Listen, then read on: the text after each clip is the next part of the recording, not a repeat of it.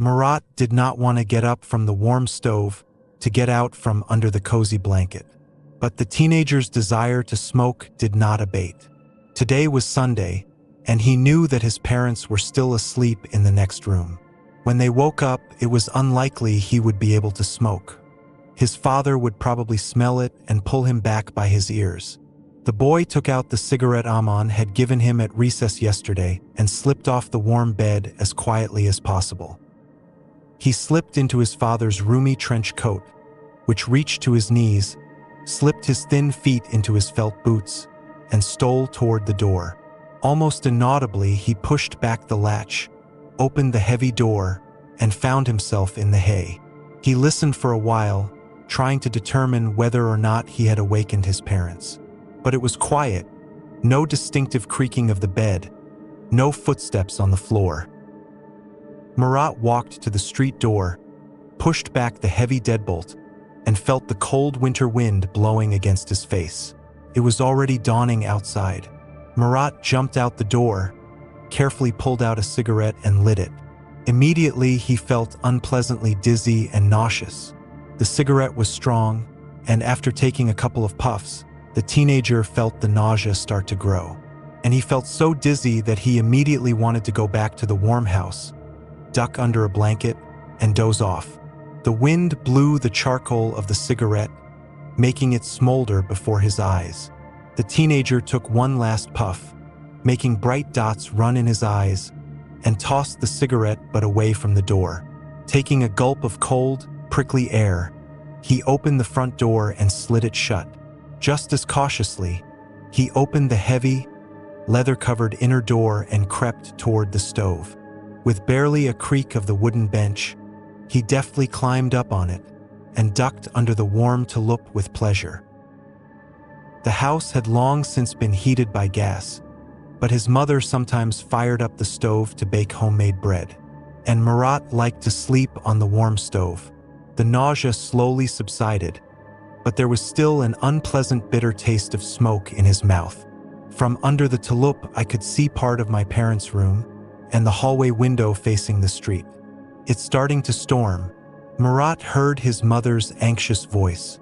Murat heard his father go to the window and realized that his parents were awake. It had already dawned outside, and indeed the wind had picked up considerably, picking up snow and throwing it against the windows of the houses. The howling of the blizzard, typical of the steppe, grew stronger, then suddenly weakened, only to start again with renewed vigor. I think Murat went out for a smoke in the morning. The mother spoke. There was still a note of concern in her voice. Check the door, Kazim, you know? If he does, I'll pull his ears off.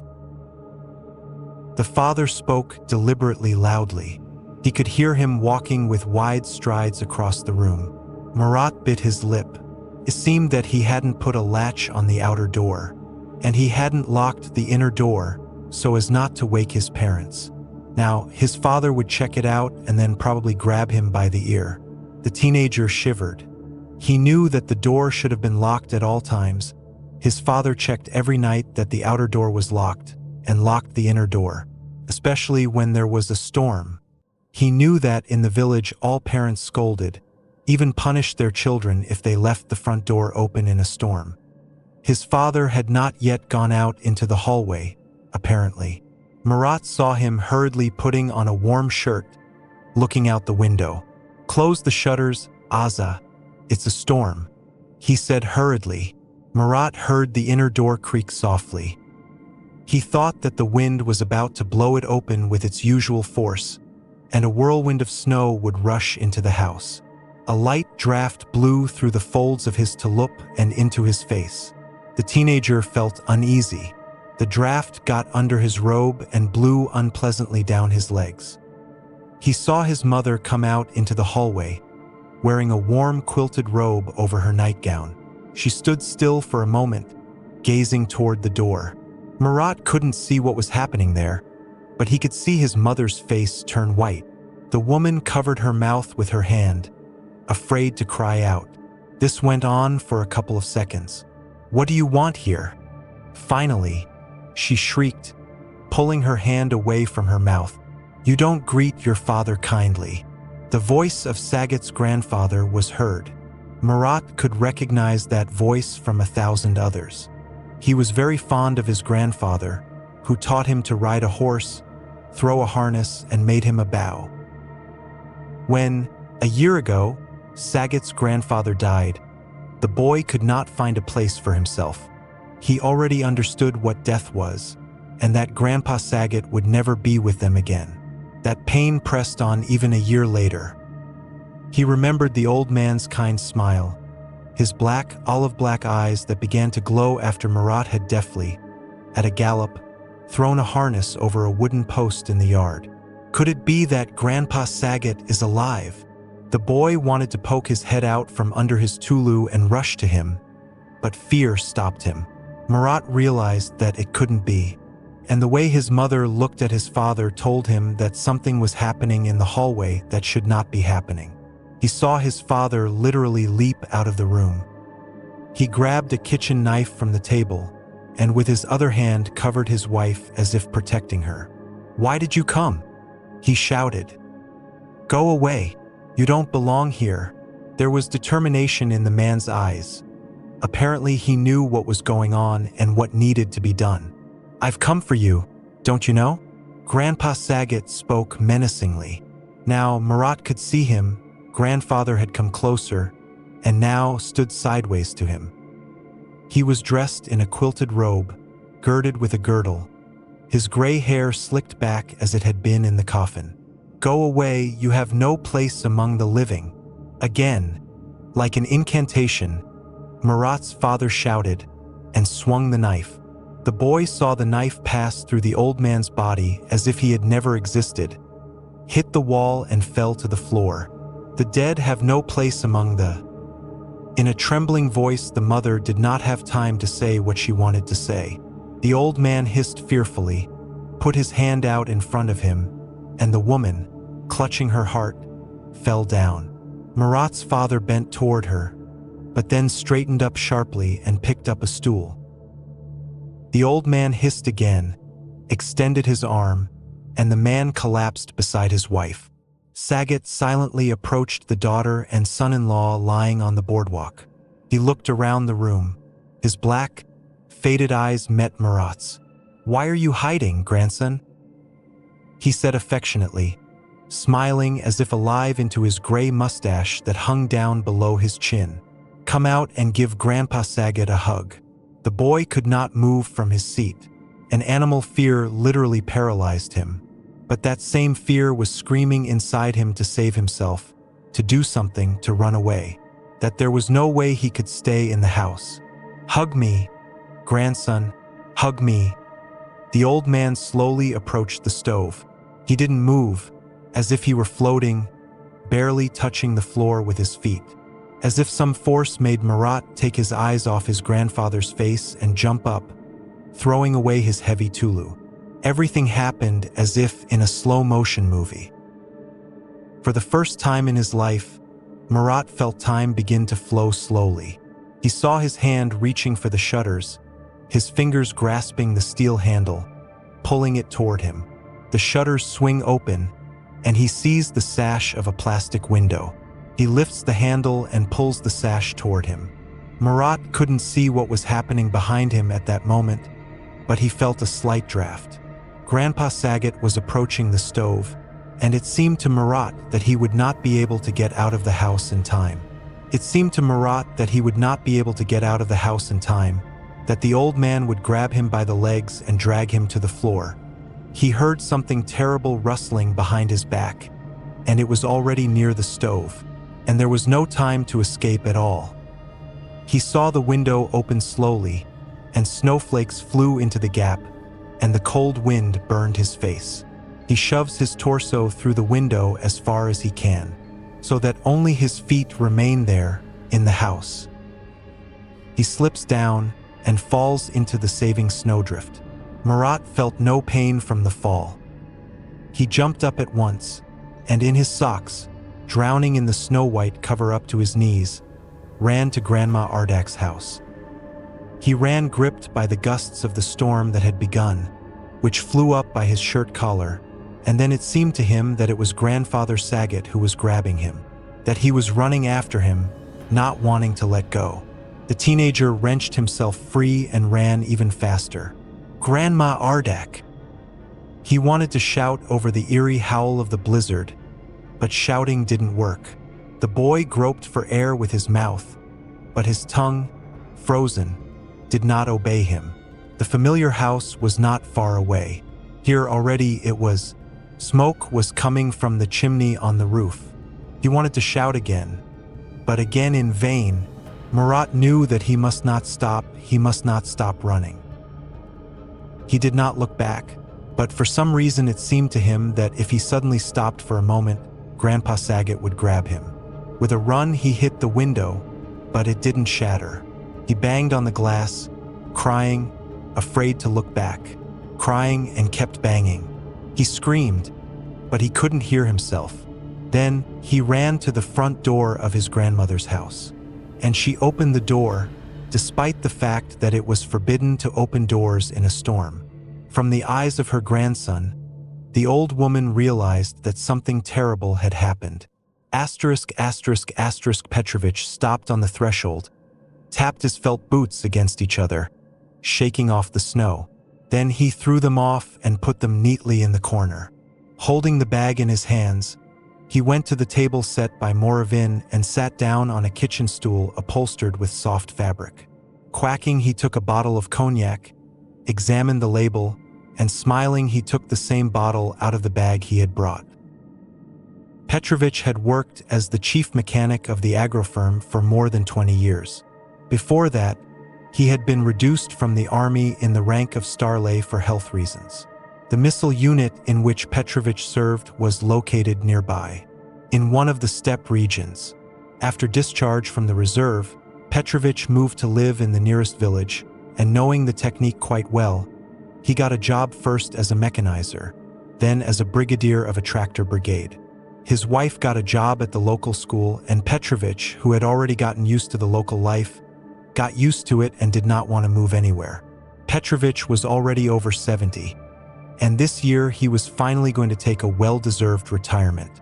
In his place, the director accepted a young specialist, Nikita Moravin, who after graduation had already gained experience of professional activity in one of the dealerships selling agricultural machinery. Moravin and Petrovich drank the second shot, but the conversation somehow did not go well. And to talk to the chief mechanic Nikita Moravin, a bachelor's degree in engineering and technology was about something. And after a while, Nikita suggested smoking. They smoked their cigarettes all in silence. Petrovich, Nikita started the conversation.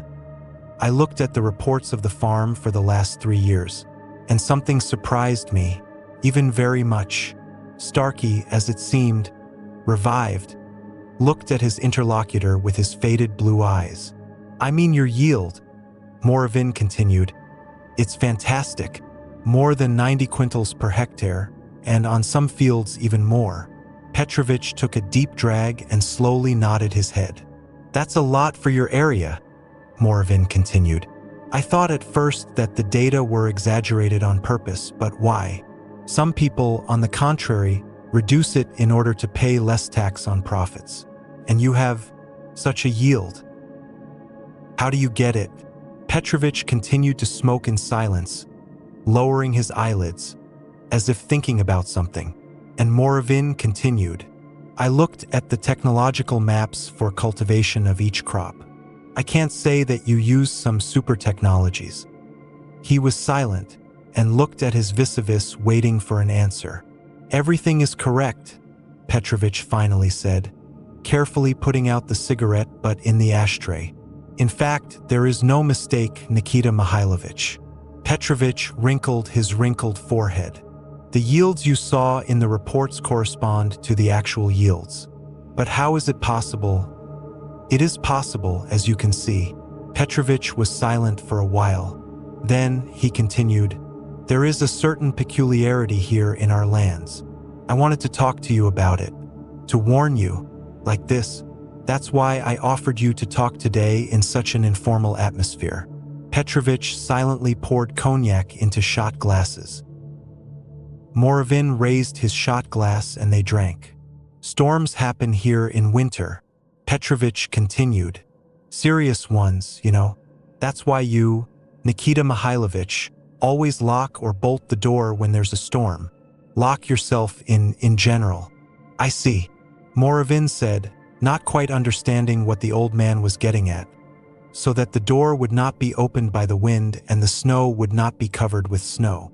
Usually, the director warns us in advance that a storm is expected, and our task is to timely inform the others who are under our command.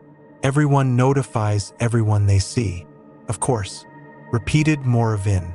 True, I have not yet encountered such a thing, but I think I'll get used to it.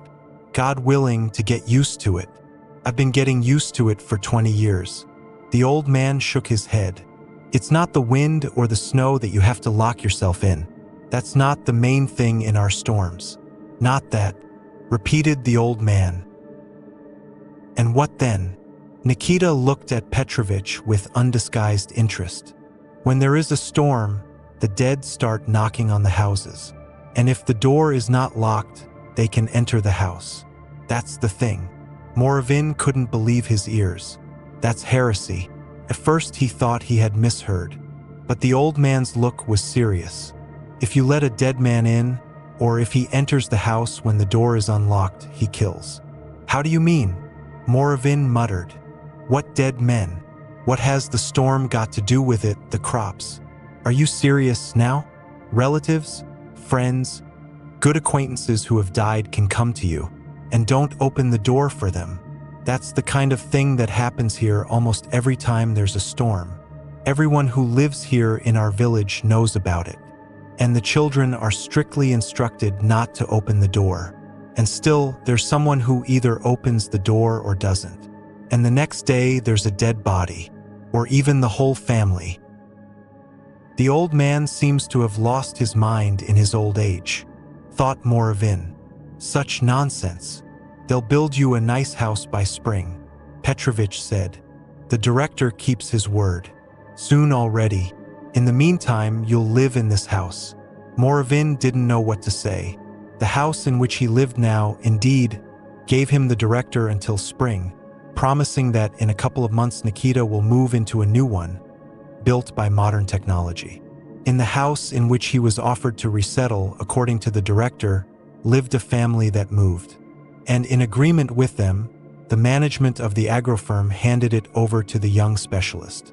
The house was quite spacious, but as Moravin noticed, there were some things left in it, which the previous owners did not take away. The house in which you live belonged to the Talgalev family, Petrovich said. The family, in fact, died a couple of weeks ago. The boy ran out for a smoke in the morning while his parents were asleep and forgot to lock the door. A child, what can you take from him? They didn't keep an eye on him. But he's the only one who survived. Escaped through the window while the men came to finish off his father, mother, and little sister. How do they kill? Nikita asked quietly. All this reminded him of a plot from some mystical movie. How can they kill? How can they come? They are dead. How they kill, I do not know. Well, it's not with a gun, that's for sure. Or a knife. But it's different. People found after a blizzard have had a heart attack or a stroke or worse. Like they'd been hit by a car or slammed against a wall with all their might. Bones broken, heads smashed. There was one here, waiting for her son to come home from the army. She did. Squinting from the smoke, Petrovich nodded. They brought him back in a zinkacha, well buried. Everything as it should be. Soldiers came with the coffin. Salute, honors. My grandmother was grieving. She kept saying that you couldn't see who was in the coffin. Maybe there was some mistake. And she waited. He came to her. It was that storm. Her neighbor, Aunt Daria, told me about it. I saw him, she said. A soldier knocked at her door in the storm. Daria guessed who the soldier was. She thought she'd open the door. And she did, even though she knew she couldn't. But her son, you see how it is.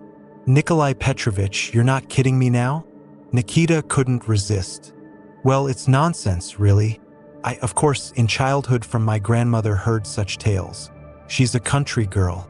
But you and I are literate people, technicians after all.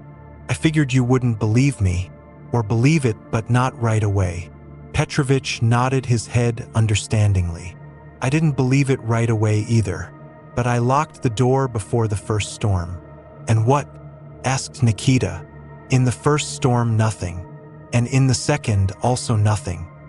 But I locked it out of habit. But in the third, an army comrade came to see me. We went to military school together. Vitya Makarov. He had a bad time cleaning the machine gun, Stankach. He'd clean it and look down the barrel with one eye. And then some jerk came up to the machine gun and pulled the trigger. It blew half of Vitya's head off. And then I heard it. Quiet at first, Kolyaya, from behind the door. Through the noise, someone is calling me. Insistently, pitifully. I got goosebumps. I thought I was imagining things. But he called again, and louder. It's me, Vitya Makarov. Then he started knocking on the door. I was a family man by that time. 2 boys, almost grown up, and a wife. Sitting there, not moving, pretending not to hear. But they're shaking themselves. They understand everything. I told them in advance about this case. They're scared shitless. I wanted to quit my job and move out of here.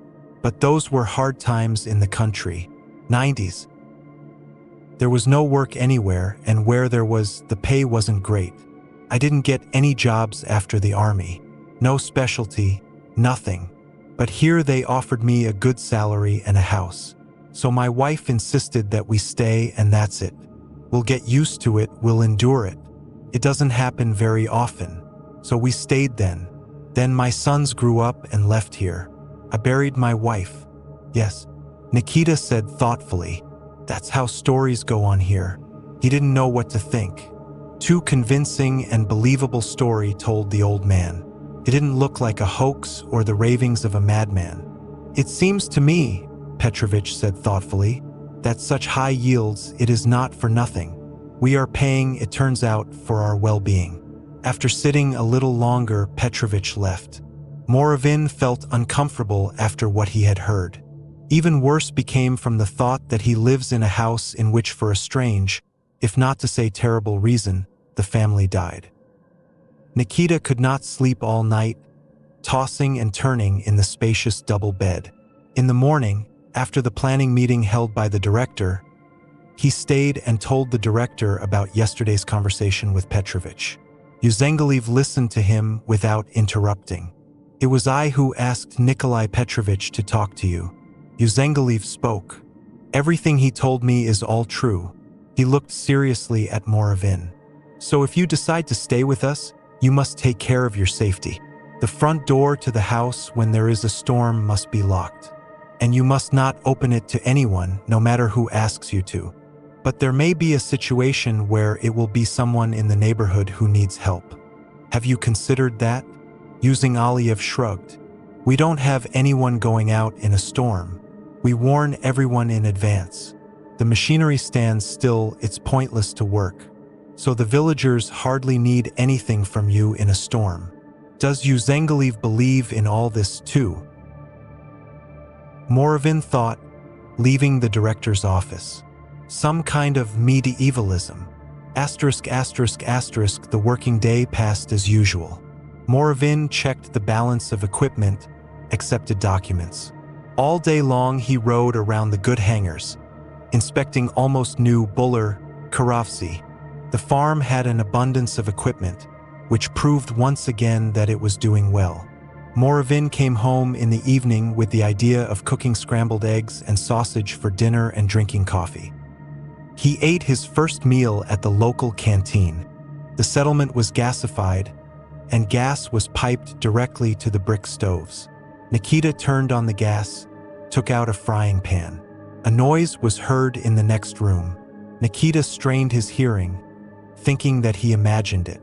But some rummaging resumed a couple seconds later. Holy shit, Moravin sighed. For some reason, he felt no fear. Well, there didn't seem to be a blizzard today. He muttered as he headed for his room.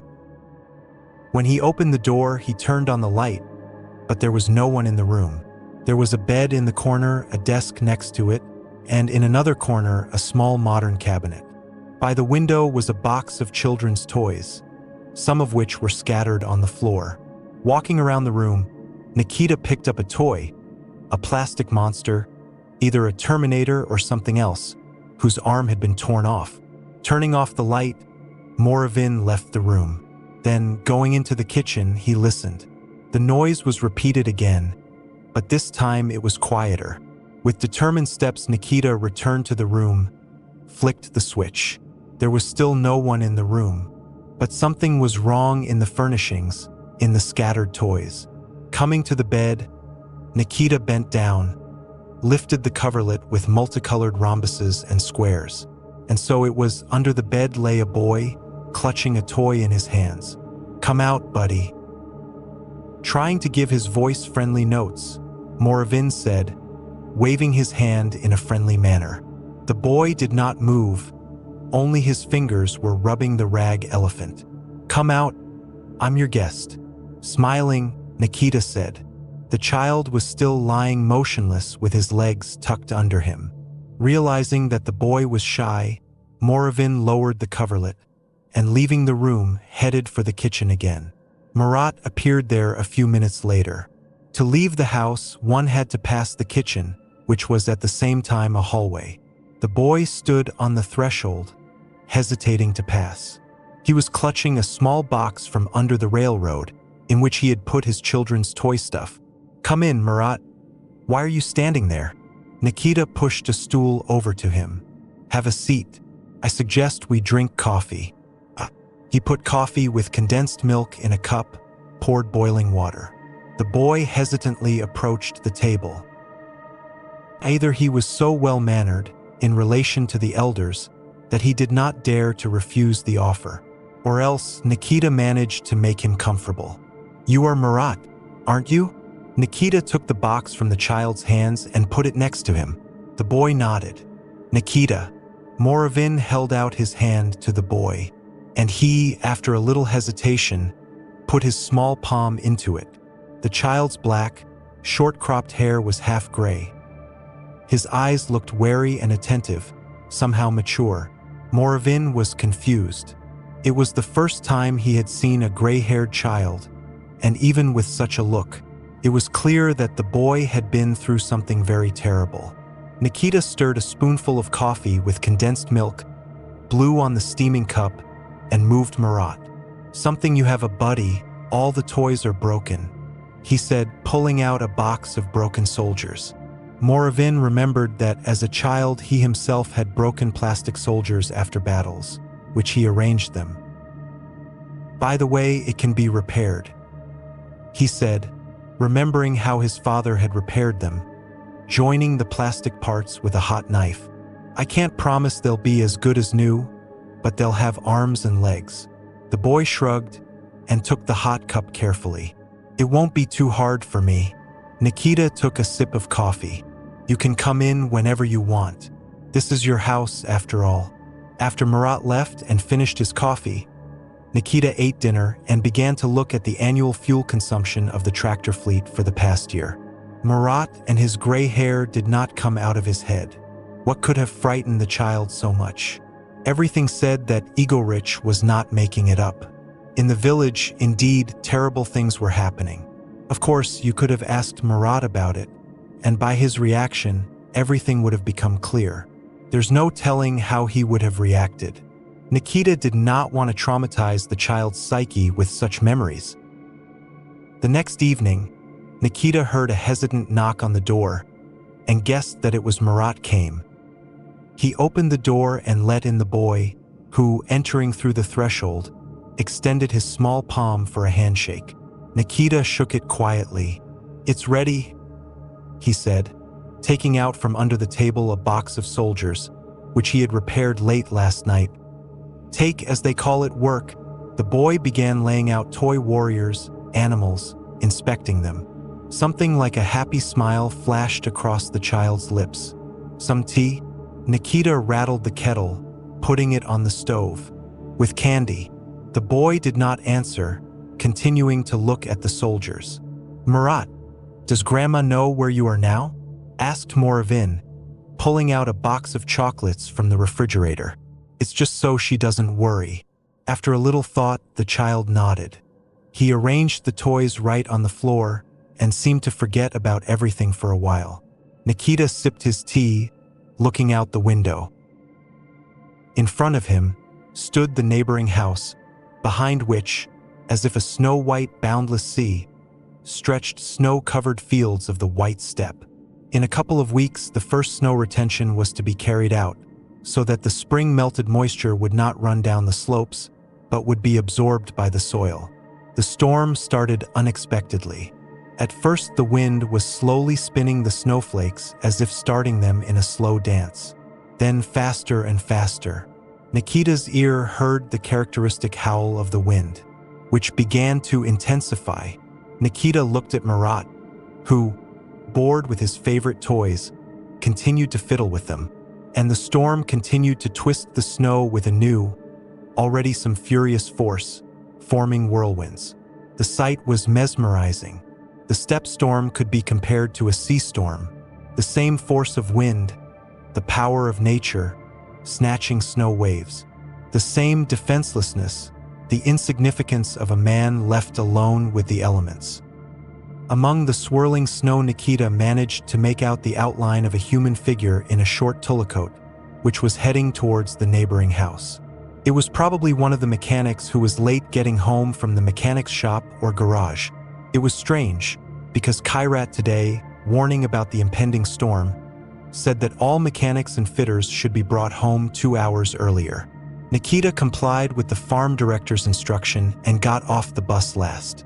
It was seen how the man opened the gate, entered the yard, and stopped on the threshold and started knocking on the door. The lights were on in the house, but the door was not opened. This went on for some time. Nikita looked at the figure, which persistently stood at the door.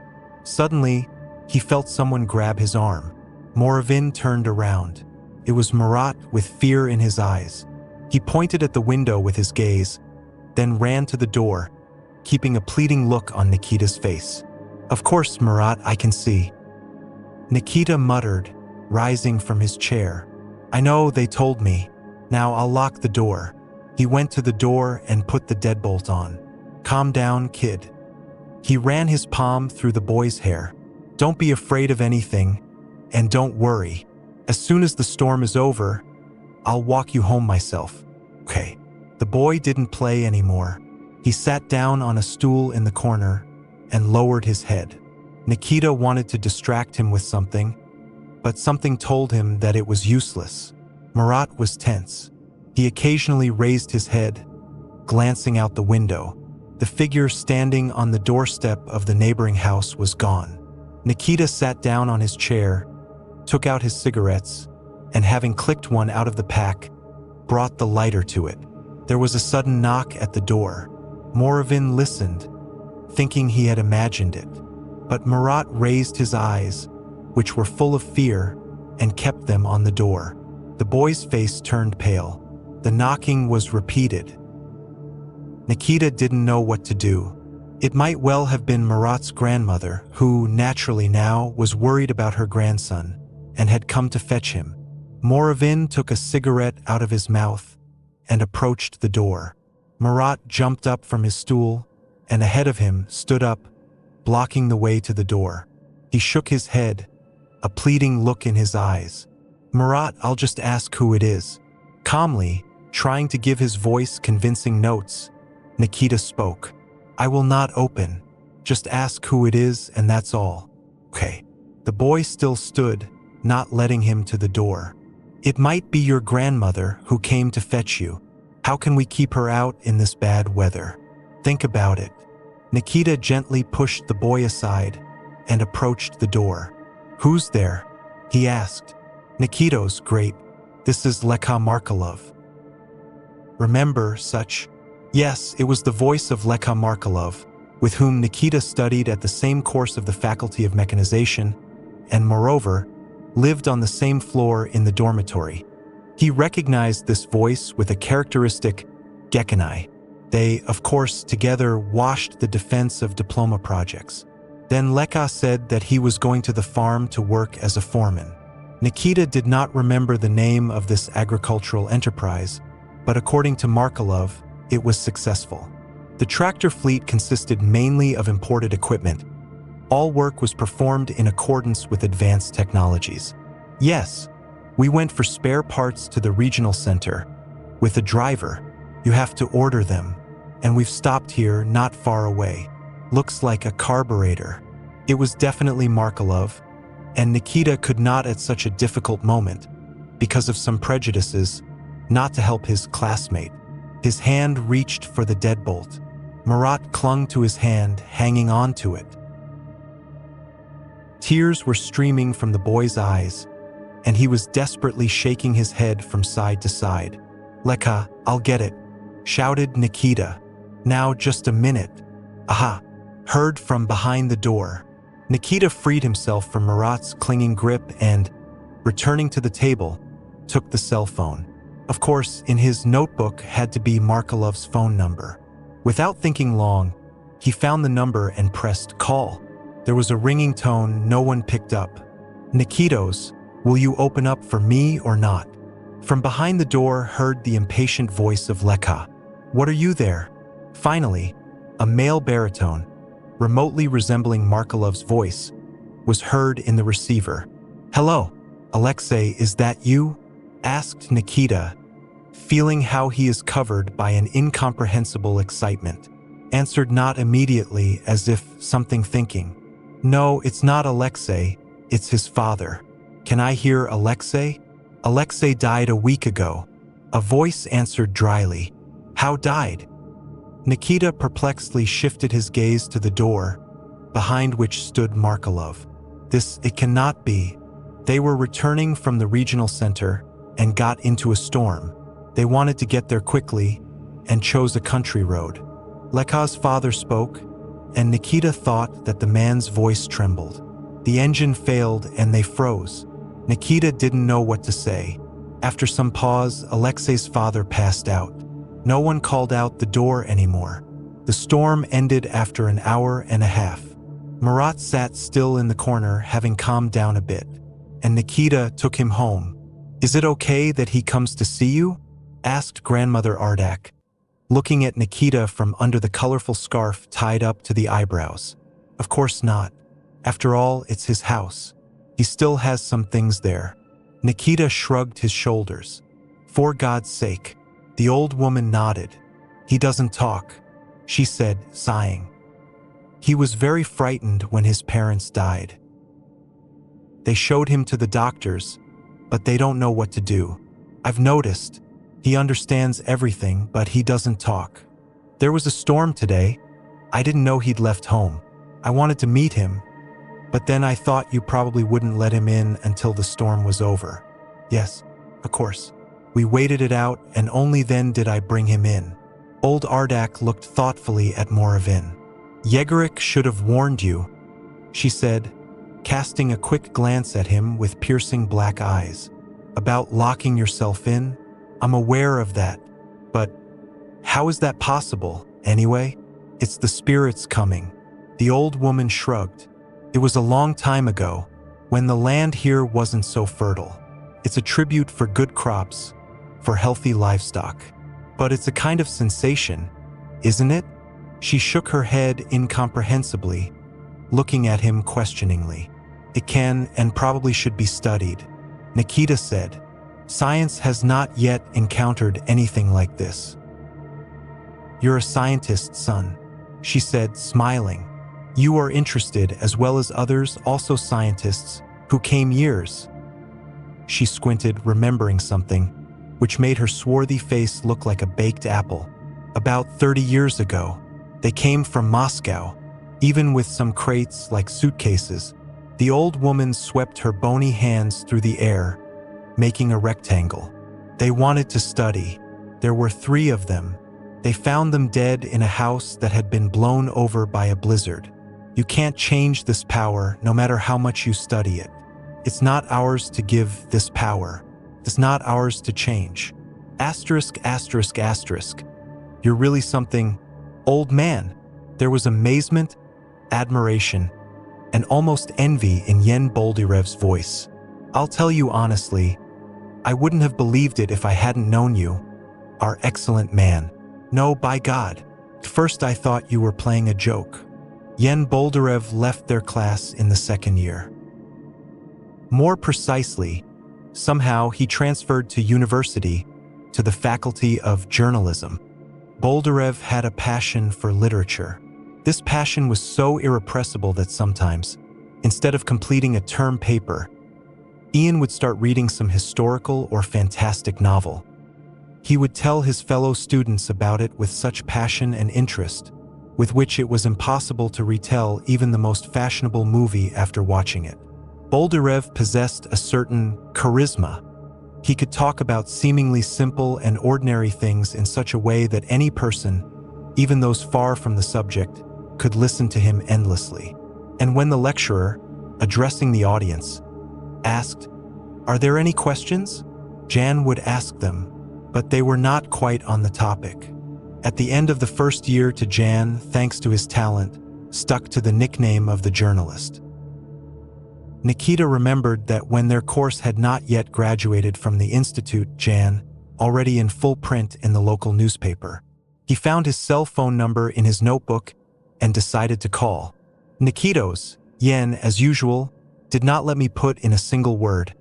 I'll make out a business trip the day after tomorrow and rush to you. And tomorrow I'll talk to some physicists I know to give me some devices and explain how to use them." I thought that just write an article. Nikita was already beginning to regret that he called Boldyrev. "There will be an article, of course," exclaimed Yen. "But first we need to measure something. Frames of all sorts, how they behave here, what kind of radioactive background, and so on. And then publish it." "No, Moravin, I'm very grateful to you for this information. Then I intend to get the best video and photographic equipment." "What's that for?" "Well, to film all this action that's going on." "Ian, you don't seem to understand." Nikita felt a little uneasy. "Did you listen to what I told you about, or do you think I'm still joking?" "All I understood, Nikita's. That's exactly what we'll have to film." "You're crazy, Boldyrev," said Nikita. "You must realize that." "Okay, Nikitos will figure it out." They chatted for another 15 minutes, after which Boldyrev disconnected, promising to call just before his arrival. He called the next day to clarify how to get to the White Step from the station. Nikita promised that the train on which Jan would arrive he would meet.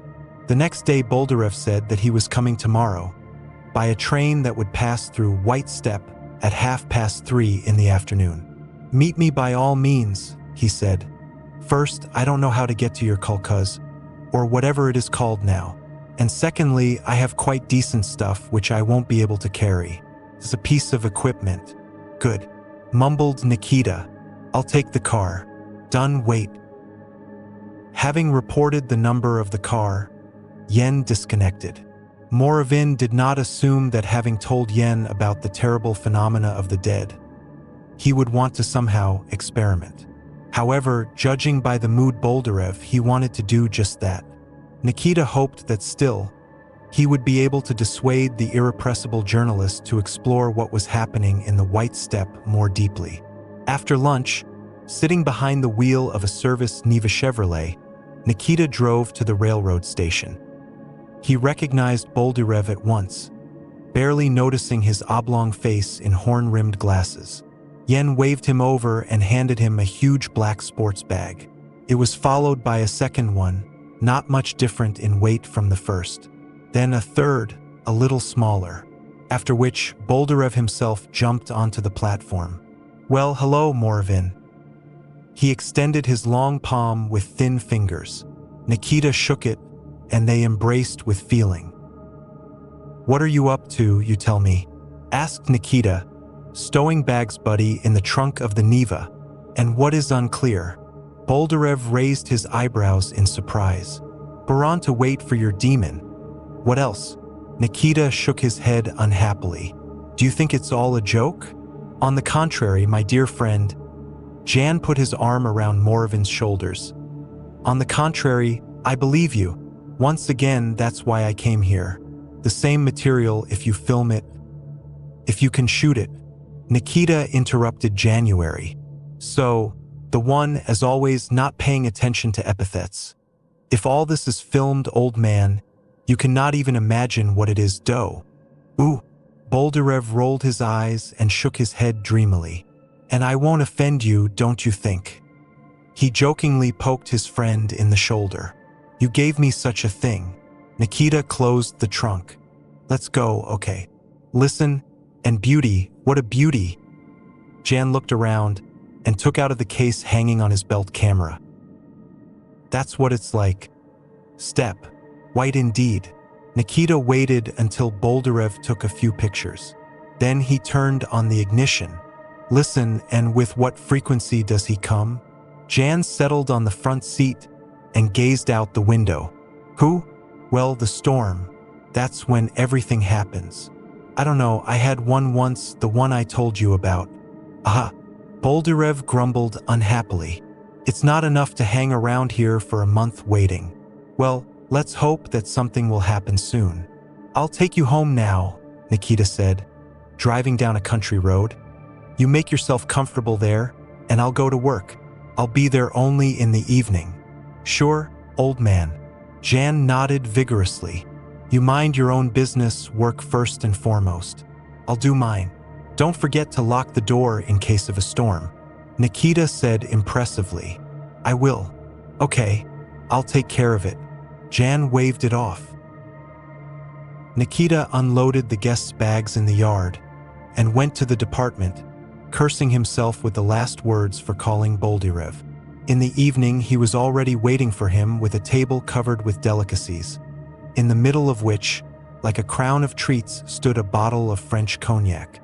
As long as Nikita remembered Jan, he always preferred expensive alcohol, regardless of whether he had free money or not. Boldyrev smoked cigarettes, too, not cheap, having previously laid them out of the pack in a gold-plated cigarette case. According to him, a gift from some criminal authority for a truthful article. Well, Nikitos, Yen enthusiastically uncorked the bottle. Come on, to the idea you gave me. To the sensation, so to speak. Boldyrev looked solemnly at Moravin. Maybe to the meeting? Nikita raised his shot glass, looking questioningly at Boldyrev. Well, we'll drink to the meeting. Don't worry about that. He waved away, and with relish, small gulps tipped the shot glass into his mouth. Nikita followed suit. I, brother, without you here wasted no time. Jan neatly, elegantly, as only he knew how, forked a piece of herring. That is. Wrinkling his nose, Nikita took a slice of lemon. It means walked through the village with energy frames, pre-prepared by me. Well? Nikita looked at him questioningly. Boldyrev shrugged his shoulders, curling his thin lips. How can I tell you? Nothing special. Somewhere they are spinning, somewhere not so much. In general, like everywhere else. Maybe I don't know how to work them, but the radiation level, I don't know whether you'll be happy or not, is off the charts here. Ian raised his eyebrows meaningfully. I don't know if it's related or not, but it is. I see you've prepared yourself thoroughly. Nikita grinned. You bet I have. Ian exclaimed, chewing a piece of smoked meat. Take a closer look at your hallway. I think we'll notice or not. Nikita looked around. Under the window, a camera was fixed on brackets, the lens of which was aimed directly at the door. In the corner, there was a small and elegant video camera, apparently of the latest model, connected to a laptop. Two more cameras were mounted on the hallway walls opposite each other. Well, Nikita stretched. You have prepared thoroughly. I can see that. Well done. He nodded his head vigorously. Now let's talk seriously. Ian waved it away as if from an annoying fly. Do you need to write a receipt that I have no claims in case of lethal outcome, or what? Jan leaned toward him, grudgingly curling his lips. Why are you attached, Nikitos? You so did not understand what we are dealing with. It's death, January. The real death, do you understand or not? Nikita. Boldyrev put aside his fork and looked carefully at Moravin. Let's solve this issue finally. You do not interfere with me. I will try not to interfere with you. Nikita sighed. It seems that to convince the stubborn journalist in anything was pointless.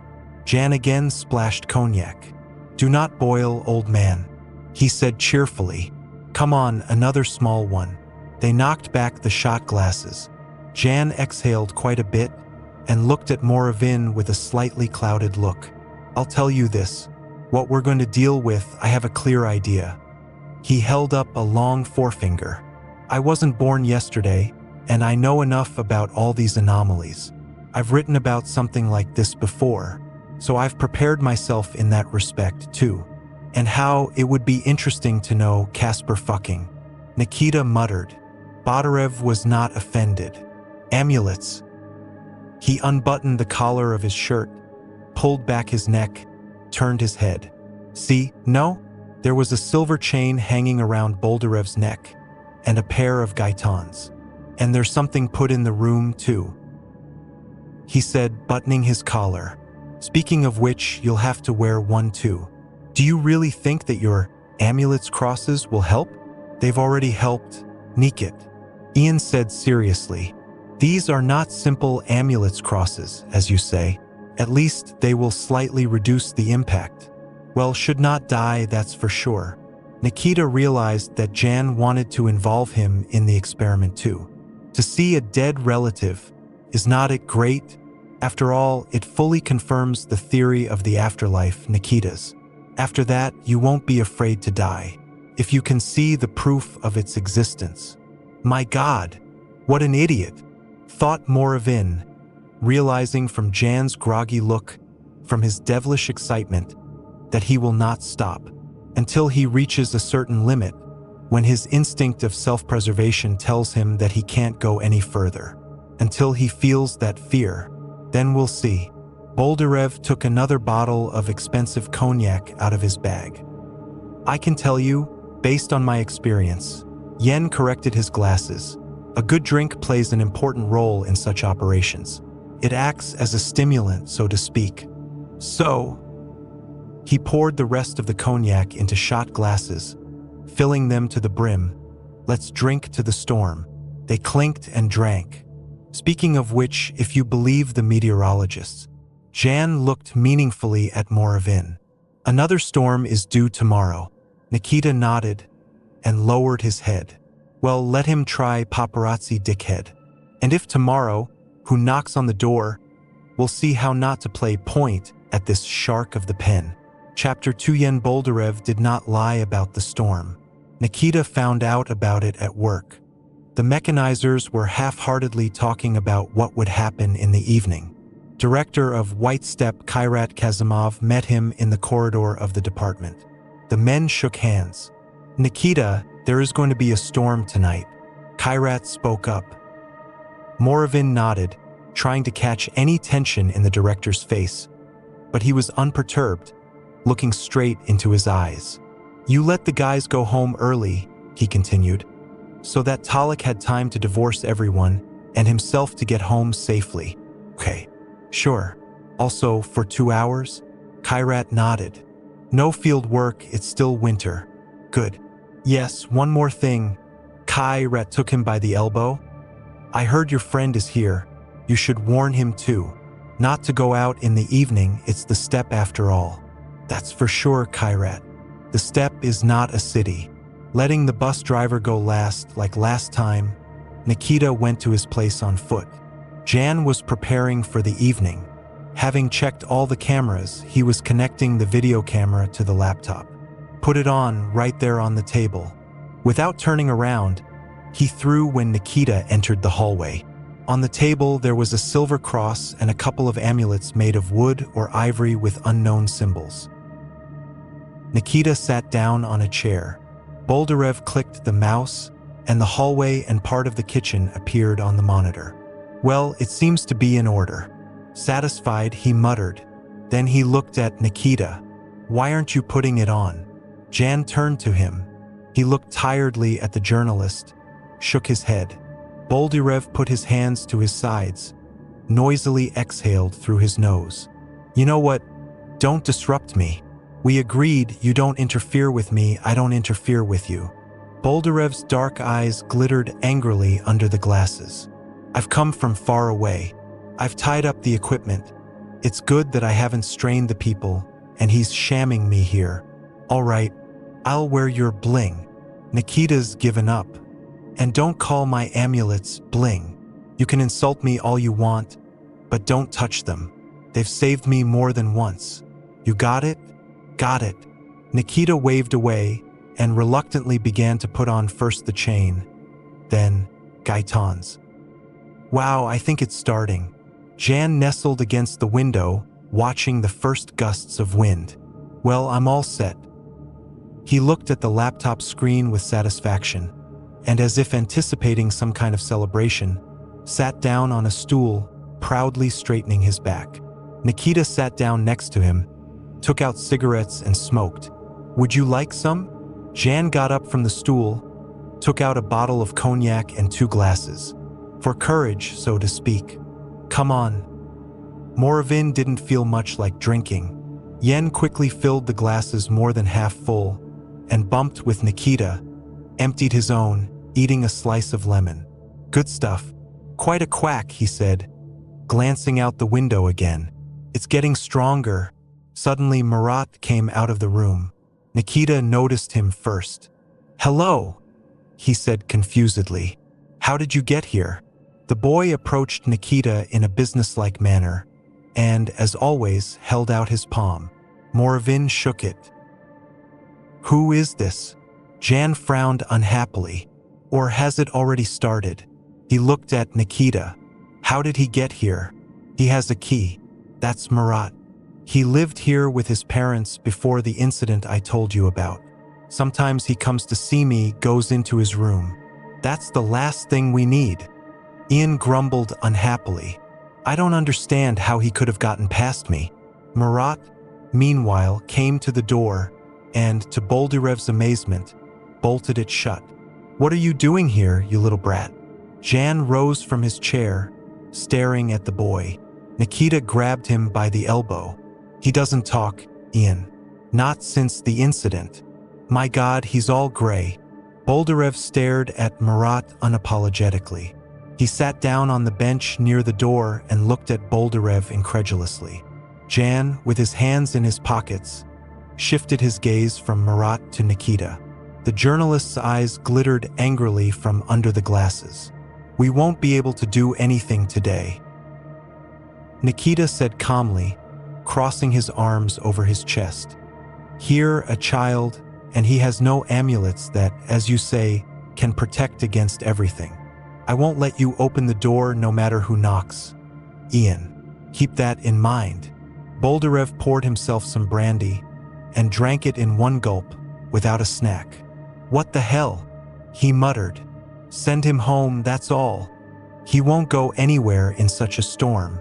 Nikita said resolutely. He will stay here until this blizzard is over. What, is he going to stay here overnight?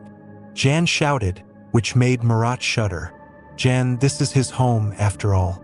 Nikita said patiently. Boldarev glanced at the boy, sat down in his seat and defiantly turned away to the window. His whole look expressed indignation. After a while, he turned his head to Nikita, apparently wanting to say something, but restrained himself by waving his hand. Time was passing. The hands of the clock were approaching 11 o'clock in the evening. The storm did not subside, and Nikita wanted to say that it was time to go to bed. But there was a knock at the door. Moravin saw how Jan tensed, throwing a quick glance at him. The knocking continued. Who? Suddenly shouted out Jan, rising sharply from his chair. Nikita rose after him. Who? Again, as loudly repeated his question Boldarev. He had already gone halfway to the door. After a pause, a woman's voice was heard. Jan, they told me you were here, son. The voice was heard quite clearly. Boldarev turned pale, transferring his gaze to Nikita. Go to the other room. Barely audibly he spoke. Go, I beg you. Lock up, and do not disturb me. Jan, you're crazy, Nikita said. Now, he realized that Boldarev must be stopped at all costs. "Get out," Yen hissed. "Son, open up. We haven't seen each other for so long," said a voice behind the door. "I'll be right there, Mom," Jan said, suddenly rushing to the door. "Stop," Nikita shouted, jumping up from his chair. He realized that he could not intercept the agile Boldarev, that he was a fraction of a second too late. Murat rushed to intercept Jan and clutched at Jan's wrist with his baby hands. Boldarev tried to throw the child away, but it failed. He hung on the journalist's arm with his whole body. This was enough for Nikita to jump up to Yen and grab him by the waist. But flexible Boldarev deftly twisted out of Nikita's embrace, with his free hand gave him almost a professional blow to the chest. Moravin lost his balance and fell to the floor. Jan, together with Murat, whom he literally dragged on his arm, rushed to the door again. It was only a step away. The boy tried his best to grab the floorboards with the toes of his shoes. "Don't open it!" Suddenly he cried out in a long shout. "Don't open it!" The child's mouth twisted in a terrible grimace, tears streaming from his eyes. "Don't open it!" Jan was stunned for a moment. Nikita jumped to him again, grabbed him by the waist, this time with a dead grip. He began to pull him away from the door. He had never supposed that thin and slouching, always some sort of a nondescript Boldarev had such physical strength. Nikita surpassed his peer in weight, but in grip, muscle strength, he was clearly inferior to him. Yen tore out of Nikita's embrace like a wounded animal, tearing his arms. And Moravin let go of Jan's wiry torso and grabbed his arm, trying to put it behind his back. Murat hung on the other arm. Nikita had succeeded in breaking Boldarev's arm, and now he was twisting it. Yang, holding back the pain and clenching his teeth, continued to tear toward the door, dragging the two bodies with him. "Ah!" he shouted, falling to the floor near the door. His amulets or glasses rang as they hit the floorboards. Blood splattered. Apparently Ian had smashed either his lip or chin in the fall. Nikita piled on top of him, still not letting go of his arm. Ian was silent. Only the sound of his heavy breathing could be heard. Murat stood next to him. Nikita didn't remember how much time had passed since he'd decided it was safe to let Boldarev go. It seemed like an eternity to him. "Baran is over." Murat said it in syllables. "Let me go, I won't move." Jan wheezed. Nikita loosened his grip and lifted himself up. Boldarev got out from under him and began to rub his wrist. He picked up the broken glasses from the floor and, twirling them in his hand, threw them into the trash can. Silently, Boldarev went to the table and poured himself a full shot of cognac. He drank it without a pucker or a snack. Then he took a cigarette out of his cigarette case and flicked the lighter and smoked thoughtfully. Blood was trickling down his chin, but Boldarev didn't seem to notice it. "My mother died when I was on another business trip," he said, as if talking to himself. "We never got to talk one last time. She was already bad, and I felt I didn't want to leave. I could have not gone, but I did. As always, I thought it would be all right. I'll make it. I'll never forgive myself for that." Nikita was silent. What could he say to Boldarev? He counted on the fact that hearing the voice of a dead man, he will be frightened, realize how serious it is. He would write an article about it, but nothing more. Yen Boldarev was too energetic, too ambitious, and liked all sorts of adventures. Puffing on a cigarette, Yen took out a case of spare glasses from his bag. "Here you go, boys." He put the glasses on and looked at Nikita and Murat. "I need to meet her." Moravin silently looked at Yen, realizing that he would not give up his scheme. "Therefore," continued Boldarev, "tomorrow you should not be here. Not in any way." He raised his voice. "You will spend the night in your department." He looked at Nikita stiffly, cocking his chin. "Don't get in my way, Nikitas. And you," he shifted his gaze to Murat. "Where you live, I have to stay here alone tomorrow." Nikita shrugged his shoulders. "Are you sure there will be a storm tomorrow?" he asked. "There will be." Jan spoke confidently. "The storm should be 2 days. That's according to the reports. If it's not tomorrow, I'll wait for it until it comes." The next evening, Nikita, as yesterday, having made sure that all the workers of the White Step were taken home, headed back to the management. He did not want to think about what might happen to Jan when he met his mother, but the thoughts themselves came into his head. He could not forbid Boldarev to open the door of the house in this storm. It was Jan's wish, and he was the master of his life. In the afternoon, Jens sent him a text message. "Nikita, do not call. I disconnect the phone. What I do is my choice." Murat stayed the night at his grandmother's house. He began to talk. Apparently the new stress had an effect, which straightened out the child's psyche. Moravin knew he would not sleep that night. The storm began as it had yesterday at almost the same time. The weather forecasters had given an accurate forecast. Nikita stood at the window of his office and smoked one cigarette after another, waiting for the blizzard to end. As soon as the blizzard subsided, he rushed almost at a run to the Ergolev's house. There was light in the windows. The door was open, and the hallway was covered with snow, so that it was impossible to pass through. Moravin began to brush the snow away with his hands, not feeling the cold. Then 2 other neighboring men with shovels joined him. They dug in silence, realizing what had happened and not believing in a favorable outcome. Jan lay in the middle of the hallway. His light blue eyes were wide open, and under the glasses seemed huge. His face was as white as the snow that was everywhere.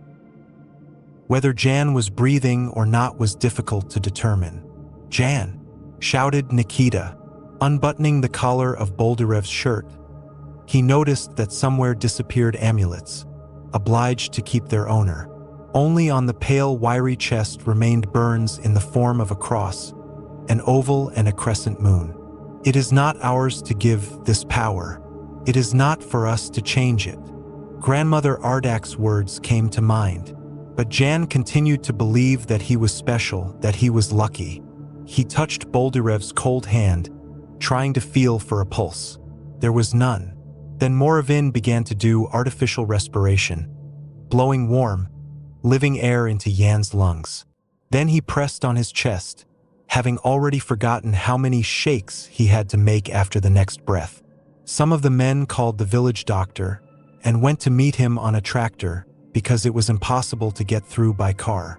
Nikita continued frantically doing artificial respiration, praying for a pulse. And it appeared after a while. Apparently, Boldarev's amulets played their role to the end of keeping their master. On the tractor came the village doctor, a woman in her 30s. She did not ask any questions and had already taken with her everything necessary. "A stroke," she stated briefly, looking at Nikita with her brown eyes. "If the body is strong and if he is lucky, he will survive." She gave Boldarev a few injections, and they began to wait for the arrival of the city doctors. All night long, the mechanizers cleared the road. ******, Jan Boldarev survived. 6 months later, he even began to move independently and to speak more or less clearly. His doctor said that with time, he might improve to a full recovery. Nikita came to see him. They drank half a shot of brandy each. But what Jan managed to talk to his dead mother about, he did not tell anyone. Too great, perhaps, was that fear before the power that he had so self-confidently experienced. The video camera footage showed Jan walking to the door, opening it, then pivots to the middle of the hallway, says something. There were even tears in his eyes. Then he collapses, clutching his heart. The cameras, so carefully installed by Jan, showed the same thing. Only some white balloon was visible, which flew into the room after he opened the door. Murat began to talk. As time went on, it got better and better. In the fall, he went to school, though not in his class, but a year later.